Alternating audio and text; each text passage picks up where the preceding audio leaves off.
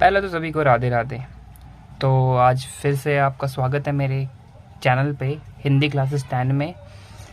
आशा करता हूँ कि आपको जो मैं आज कहानी सुनाने वाला हूँ बहुत ही इंटरेस्टिंग है, यानी रुचिकार है, और इससे आपको कुछ ना कुछ सीखने को ज़रूर मिलेगा। कृपया आप इसको सुन के ज़रूर जाएं। और अगर हिंदी में अगर आप थोड़े से, या कहें कि थोड़ी सी, अगर आपको थोड़ी बहुत हिंदी ना आती हो तो आप इससे कुछ ना कुछ सीखेंगे। और मॉरल भी इसका बहुत अच्छा है, ठीक है। शिक्षा क्या मिलती है इस कहानी से हम देखेंगे, बहुत ही अच्छी शिक्षा मिलती है। हम एक बार पढ़ते हैं इसको, फिर शिक्षा बताते हैं आपको क्या मिलती है इससे, ठीक है। कहानी आज की है दूसरों को खुश करने की सज़ा। हम जो दूसरों को खुश करते रहते हैं ना, उसकी सज़ा क्या होती है देखो, इस कहानी में बताया है। जमालपुर गांव में रघु कुमार का घर था। जमालपुर एक गांव था, उसमें रघु कुमार था, यानी जो बर्तन वगैरह बनाता है, उसका घर था। उसका एक बेटा था, उसका एक क्या था, बेटा था। उसका नाम था मन्नू, ठीक है। वह दोनों पिता पुत्र जहाँ भी जाते गधे पर ही बैठकर जाते थे, यानी कि जब वो कहीं भी जाते थे कहीं दूर, तो वो गधे पर ही बैठ के जाते थे। पिता और पुत्र दोनों अपने गधे पर बैठकर जाने में रघु बड़ी शान समझता था, यानी कि भाई उसको तो ऐसा लगता था कि मैं बहुत ही बड़ा इंसान हो गया हूँ और मैं गधे पे बैठ के जा रहा हूँ, तो वो अपनी शान समझता था गधे पर बैठकर। रघु में एक कमजोरी थी कि वह हर आदमी को खुश करने की कोशिश करता था। रघु में क्या थी, एक कमजोरी थी कि वो ना हर आदमी को कोशिश करता था खुश करने की, ठीक है। एक दिन रघु और उसका बेटा मन्नू अपने गधे को बेचने के लिए पशुओं के मेले जा रहे थे। यानी एक दिन जो वो है ना, गधे को बेचने के लिए जा रहे थे पशुओं के मेले में, ठीक है। उस दिन वह दोनों पैदल चल रहे थे। उस दिन वो पैदल चल रहे थे भाई, वो शान समझता था रघु, तो वो गधे पे बैठ के जाते थे पिता पुत्र, पर आज जो है वो पैदल चल रहे थे। जो वो पशुओं के मेले में जा रहे हैं उसे बेचने के लिए चल रहे थे कि अचानक रास्ते में उन्हें गांव के दो आदमी मिले। अचानक एकदम से ना उन्हें दो आदमी मिले। उन्होंने जब रघु और उसके बेटे को पैदल जाते देखा तो उन्हें बड़ा आश्चर्य हुआ, यानी अचंभित हुआ। पैदल जा रहे हो यार, क्यों जा रहे हो, गधे है ना तुम्हारे पास, बैठ के जाओ। अब वो क्या सोचते हैं देखो, वे सोचने लगे अजीब मूर्ख है ये दोनों भी। यानी वो सोचने लगे यार ये कैसे आदमी है यार, गधा है तब भी पैदल चल रहे हैं। तो ऐसे सोचते हैं अजीब है या मूर्ख है ये दोनों भी, ठीक है। गधे के होते हुए पैदल जा रहे हैं, यानी गधा उनके पास फिर भी पैदल जा रहे हैं। वो अजीब समझ रहे हैं इनको। अब देखो क्या होता है, देखो ये दो आदमी हैं, वो जा रहे हैं गधा लेके। अब ये अजीब समझ रहा है कि यार क्या है, गधा है तुम्हारे पास फिर भी तुम पैदल जा रहे हो। देखो आगे क्या होता है। यही सोचकर उसमें से एक व्यक्ति ने कहा, यही सोच रहा था उसने, उन दोनों में से जो व्यक्ति मिले थे उन्हें आश्चर्य एकदम अचानक, तो उनमें से एक व्यक्ति बोला, अरे मूर्खो। रघु उसके बेटे को बोल रहा है, अरे मूर्खो, तुम्हारे पास गधा है और तुम पैदल चल रहे हो, यानी तुम्हारे पास गधा है फिर भी तुम पैदल चल रहे हो यार, कैसे मूर्ख हो। इनमें से एक व्यक्ति बोलता है। यह कहते हुए वह दोनों आदमी आगे बढ़ गए तो रघु सोच में पड़ गया। जब वो व्यक्ति चले गए आगे, अब रघु सोचने लगा कि बात तो उसने ठीक ही कही थी, यानी जो व्यक्ति था उनमें से एक व्यक्ति, तो बात तो ठीक ही कही थी यार, गधा हमारे पास, हम पैदल क्यों चल रहे हैं। जब हमारे पास गधा है तो फिर पैदल क्यों चल रहे थे हम। बिल्कुल सही बात है, गधा है फिर भी पैदल क्यों चल रहे भाई। आज तो यह बिकने ही जा रहा है, फिर क्यों ना इस पर अंतिम बार बैठ लिया जाए। यानी कि बिकने तो जा ही रहा है, तो आज देख लेते हैं, बैठ के देखते हैं, बैठ के चलते हैं, आज तो बिकने ही जा रहा है ये। इतना सोचने के बाद रघु ने अपने बेटे को गधे पर बैठा दिया और खुद पैदल चलने लगा। अब इतना सोचने लगा कि अब मैं क्या करता हूँ, अपने बेटे को बैठा देता हूँ, आज तो लास्ट दिन है ही, ये तो बिकने जा रहा है, तो अपने बेटे को बैठा देता है और खुद पैदल चलने लगता है। देखो आगे क्या होता है। बहुत ही इंटरेस्टिंग कहानी है, बहुत ही मज़ा आने वाला है आपको आज की कहानी में। बस शर्त ये है कि आप इसे ध्यानपूर्वक सुने और इससे सीख बहुत अच्छी मिलेगी। ठीक है, आगे क्या होता है इस कहानी में। वह अभी कुछ ही दूर बढ़े थे कि रास्ते में दूसरे गांव का एक युवक मिल गया, यानी फिर से व्यक्ति मिल गया। थोड़ा सा आगे बढ़े उस रास्ते पे कि दूसरा एक व्यक्ति दूसरे गांव का फिर मिल गया उन्हें। देखो आगे क्या होता है। उसने तब उन दोनों को देखा तो उसके पुत्र से बोला। उस व्यक्ति ने जब उन दोनों को देखा ना कि पिता नीचे चल रहा है पैदल और पुत्र बैठा हुआ है, तो क्या कहता है वो, अरे मूर्खो, अरे मूर्ख। यानी फिर वो एक व्यक्ति जो आगे मिलता है उन दो व्यक्तियों के बाद, तो ये कहता है अरे मूर्ख। फिर से बोलता है, अरे मूर्ख, तेरा पिता तो पैदल चल रहा है और तू अकेला ही गधे की सवारी का आनंद ले रहा है। यानी उनमें से एक व्यक्ति बोलता है, यानी एक जो व्यक्ति मिला है, दो तो पहले मिले थे, अब फिर इन्हें एक व्यक्ति मिलता है, तो ये कहता है अरे मूर्ख, तेरा पिता पैदल चल रहा है और तू गधे पे बैठा हुआ है, कैसा मूर्ख है यार। ठीक है, इतना कह वह युवक भी आगे बढ़ गया। अब इतना कह के वो भी आगे बढ़ गया। ठीक है,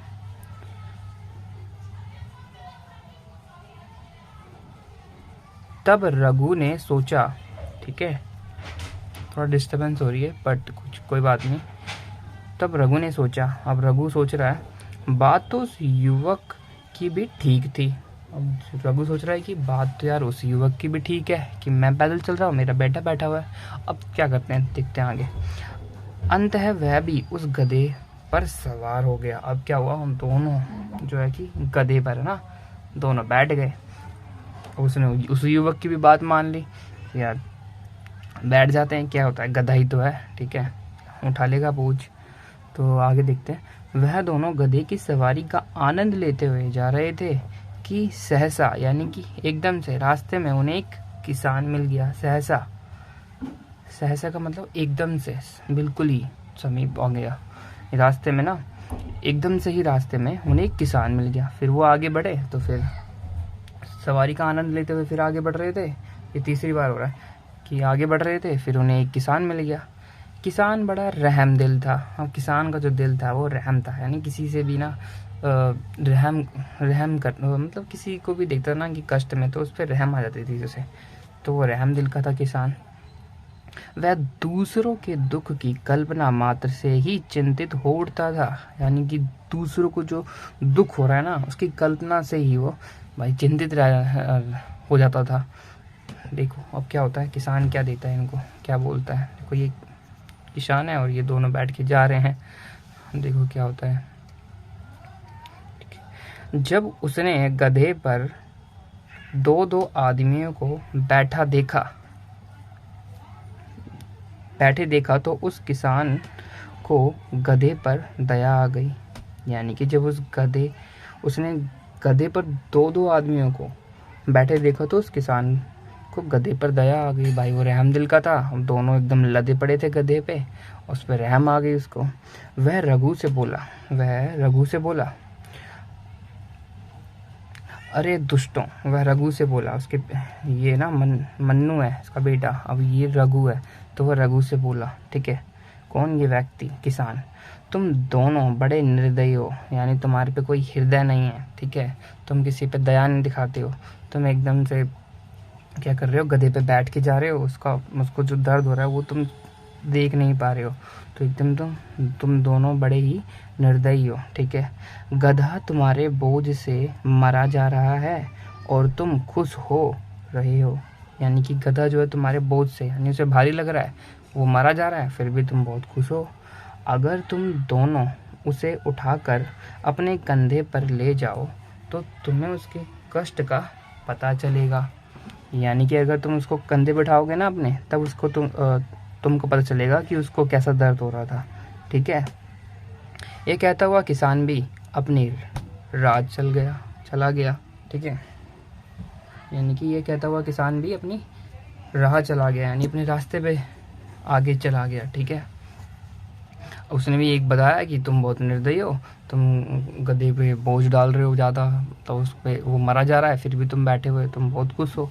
और उसने भी उन्हें बताया कि भाई अगर तुम्हें ये दर्द होगा तो तुम्हें पता चलेगा कि कैसा दर्द होता है। ठीक है, फिर उसने सलाह दी इनको कि गधे को तुम अपने कंधे पे ले जाओ तो पता चलेगा तुम्हें कैसा दर्द होता है। ठीक है, इनकी सलाह मानते हुए फिर ये आगे बढ़ते हैं। आगे की कहानी में देखो क्या होता है। ठीक है, रघु ने तब सोचा, उस आदमी ने बात तो बड़े पते की कही है, यानी जो किसान था उसने बात तो यार बिल्कुल ठीक कही है। हम रोज इस गधे पर चढ़ते थे पर हमारे दिमाग में गधे के कष्ट की बात कभी नहीं आई। यानी कि हम रोज चढ़ते थे पर कष्ट की बात कभी नहीं आई दिमाग में कि गधे को, गधा भी यार एकदम क्या जीव है, उसे भी दर्द होता है। ठीक है, उसे भी भूख लगती है ना, पर ये बात तो उनके दिमाग में कभी आई नहीं। गधा जानवर जरूर है पर कष्ट तो उसे भी होता होगा। बिल्कुल सही बात है, गधा जानवर है बट यार फीलिंग तो उसकी भी है ना, वो बल्कि बता नहीं सकता बट है तो भाई जानवर, कष्ट तो उसको भी हो रहा होगा। ठीक है, चलो आज आखिरी बार, यानी अंतिम दिन तो है ही, आखिरी बार इस गधे को अपने कंधे पर उठाकर ले चलते हैं। यानी अंतिम दिन है, उठा के ले चलते हैं आज। ठीक है, यह सोचकर वह गधे की पीठ से उतर पड़ा। यानी यह सोचकर वह गधे की पीठ से उतर गया कि आज चलो यार कंधे पर उठा के ले चलते हैं इसको आज। ठीक है, उसने अपने बेटे मन्नू को भी नीचे उतार लिया और कहा, बेटा, उसका बेटा भी बैठा हुआ था ना, उसके दोनों बैठे हुए थे बाप बेटे, तो उसने बेटे को भी उतार लिया। और वो बेटे को क्या कहता है, बेटा मन्नू, हमने इस गधे की बहुत सवारी की है और इसने भी हमारा बहुत बार बोझ उठाया है। कि हमने बहुत सवारी तो की है और बोझ भी बहुत उठाया है इसने हमारा। अंत है, आज क्यों ना हम इस गधे का बोझ उठाकर ले चलें। यानी आज हम, आखिरी दिन तो है ही, इसका बोझ उठा के ले चलते हैं। आखिरी समय में हमारे पापों का भी उद्धार हो जाएगा। यानी जो हमारे पाप हैं वो भी धुल जाएंगे। आखिरी समय तो है ही, धुल जाएंगे आज हमारे पाप। ठीक है, इसका भला करते हैं। इसने ये सोचा, उसने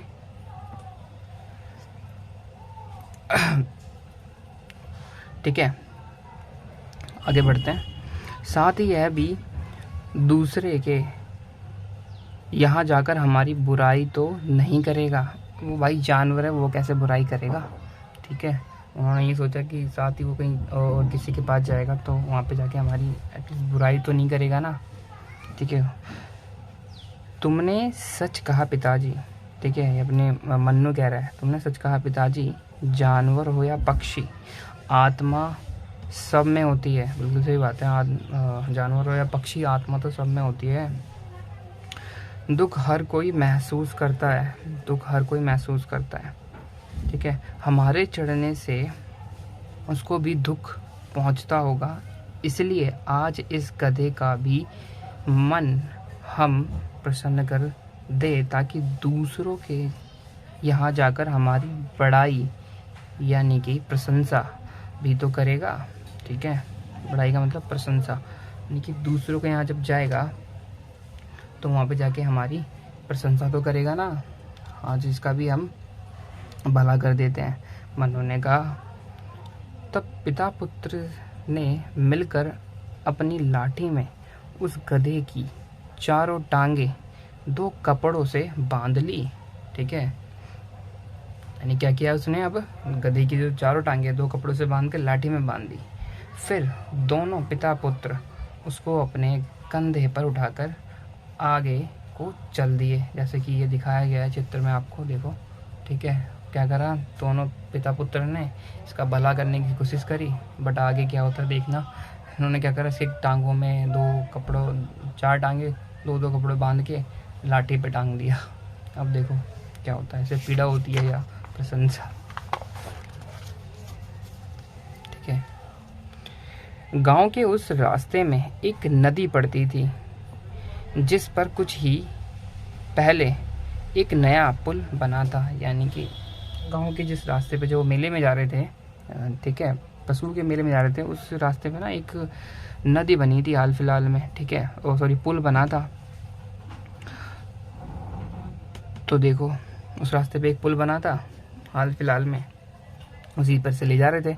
उस पुल पर बड़े लोगों ने जब यह दृश्य देखा तो सब के सब खिलखिलाकर हंस पड़े और बोले।